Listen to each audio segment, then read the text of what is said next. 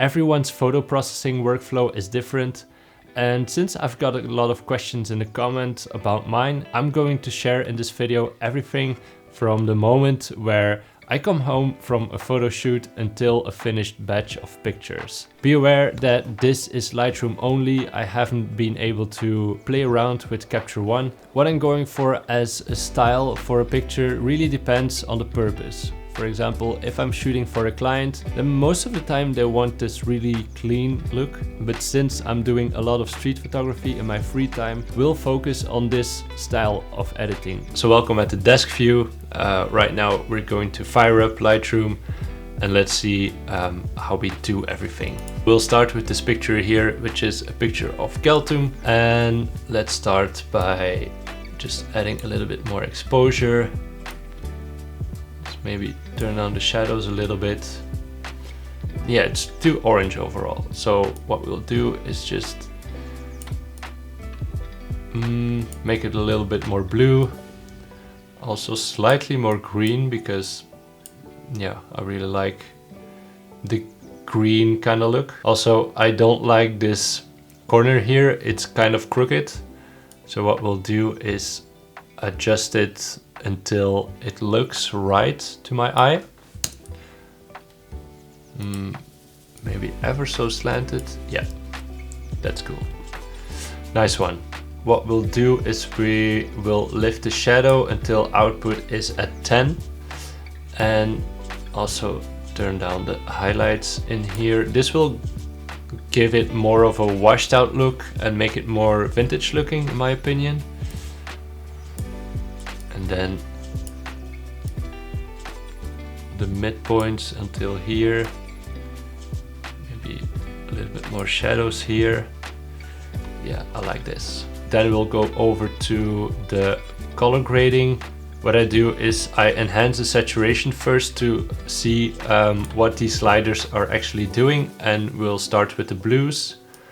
So the saturation all the way up.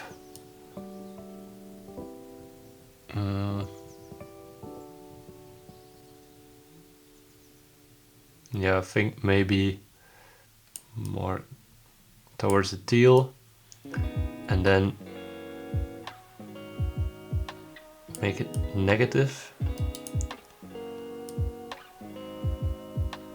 No, we're actually going more towards the dark blue. Make it more negative. Then the hues. Because the skin color right now is a little bit too yellow, so we'll make this more towards the green bluish. Then turn down the saturation a little bit.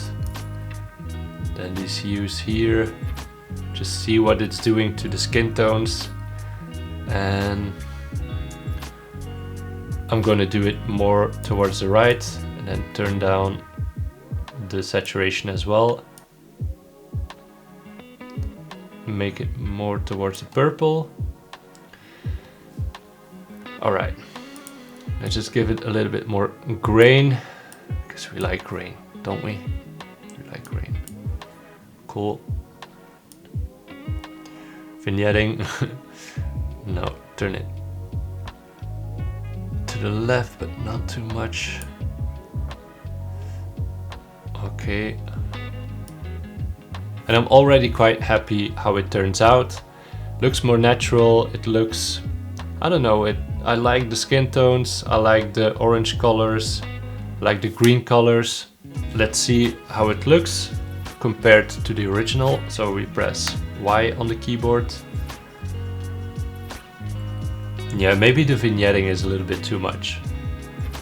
Maybe make it -5. So that was the first one. Happy with the result. So the next picture is a special one.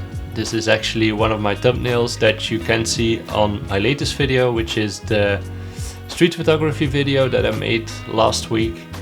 And this is actually a JPEG, but I'm just going to edit it a little bit more further to make it pop more, because it's important for me that you will click on this video. And a good thumbnail is one of those indications whether a video looks attractive or not. First of all, the picture looks kind of crooked, so we'll adjust this until the camera right here is parallel to the grid.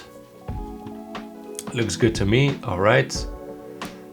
Let's drag down the exposure a little bit, because overall the picture looks, I don't know, too blown out in the highlights, and it still is blown out. But you know, I don't really care. Lift the shadows a little bit, bring it a little bit up in the clarity, give it more saturation, turn down the vibrance a touch. Then once again, we're gonna lift the shadows, turn down the highlights right here, give it a little bit more contrast. Not too much, of course. No. Okay, nice. Then we'll go over to some color.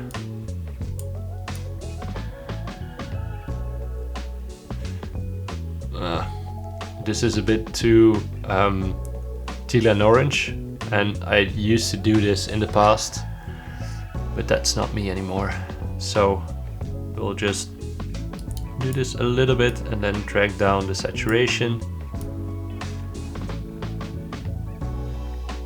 A little bit more towards the yellow. Maybe add a little bit more saturation here.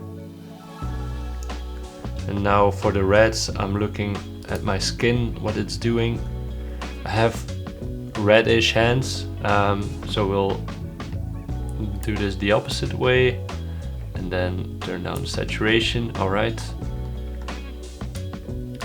Maybe turn up the exposure. And what I'm gonna do here, because the camera is the most important factor of this picture, so what we want to do is make it pop more. And a good thing with the newest Lightroom is this one right here, where you can select a new mask and you can select your subject. And we'll just bump the exposure. Maybe a little bit more saturation, not too much of course. And then a little bit more clarity. There you go. A nice thumbnail. Let's check the difference. Yeah, I think the first one wasn't too bad either, but I think around the camera itself it's a bit too blown out. And I added a little bit more detail. So yeah, I like how this looks. Cool. Let's go over to another one, shall we? So if you want to look quickly for a picture of a specific shoot, then you just press here in all photographs and select your source, which right now I'm looking for a street photography album. And let's see, I liked this one, maybe this one, yeah. I like this one. Okay, so we'll just reset everything. And I'm going to turn down the exposure a little bit until everything is well balanced. Turn up the shadows a little bit, give it more clarity, a bit more saturation, turn down the vibrance. All right, let's lift those shadows. Okay, give it a bit more contrast, turn down the highlights right here. Okay, cool. Give it a little bit grain. Let's see what these guys are doing. Okay.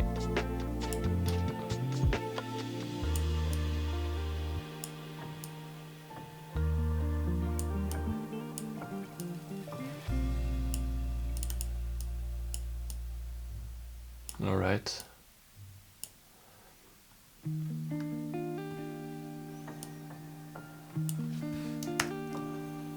Let's see the difference. Yeah,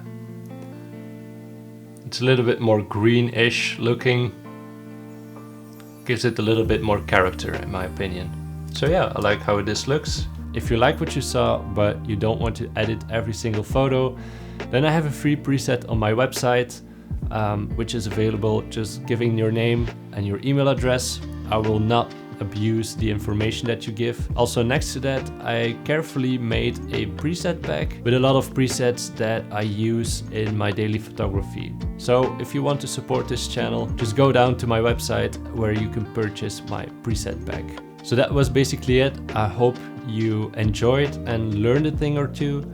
In my opinion, there's really no wrong or right way of doing it. I just wanted to share my current way of doing it. I know it's going to change a lot in the future, but I tend not to be too much of a perfectionist when it comes to my free time photography, because otherwise it will suck the joy out of it. If you want to share something or you have any more questions, just leave them in the comments and I'll try my best to answer them. Thanks for stopping by, my friend, and we'll see each other in the next video.